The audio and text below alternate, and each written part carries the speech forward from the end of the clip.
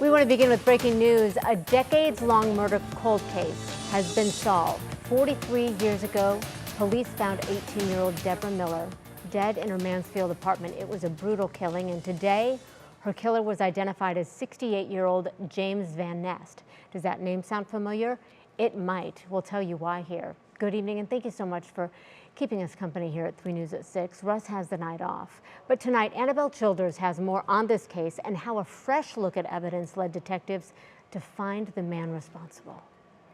April 29th, 1981, inspectors came around for a routine check of 18-year-old Deborah Miller's apartment unit.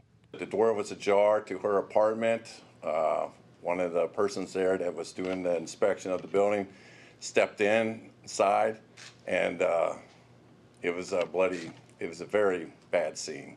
The inspector immediately called police, who arrived on scene, and so did then Richland County Prosecutor John Allen. At the time, that was the worst, most brutal homicide I've ever encountered.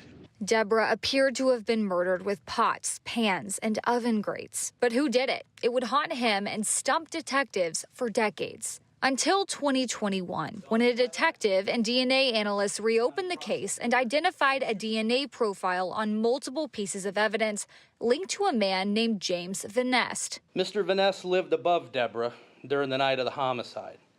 He had been questioned during the initial investigation, but was never identified as a suspect. In 2021, Detective Terry Butler interviewed Vanest. Detective Butler felt that Mr. Vanest was trying to create an alibi by justifying his DNA being present in the apartment, even though Detective Butler had never breached that topic.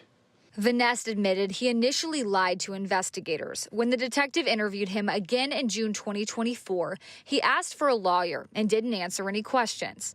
A few weeks later, police say he sold his house and moved to West Virginia, where he was arrested on weapons charges for a separate incident. He bonded out of jail there and ultimately headed back to Ohio. And this November, U.S. Marshals attempted to arrest Vanest for federal gun charges at a motel in North Canton. The interaction escalated into a massive SWAT situation. Vanest shot a Canton SWAT officer, and then Vanest was fatally shot himself by law enforcement. Though the new information won't bring Deborah Miller back, Mansfield police hope it will bring the community some closure. And even now, her friends still keep her memory alive. She was just so funny and such a sweetheart and would just do anything for anybody. We asked police what they believe James Vanest's motive might have been in this case. They say they don't know.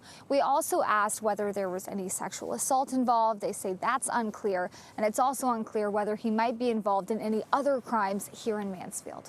All right, Annabelle Childers, thank you for breaking it all down for us.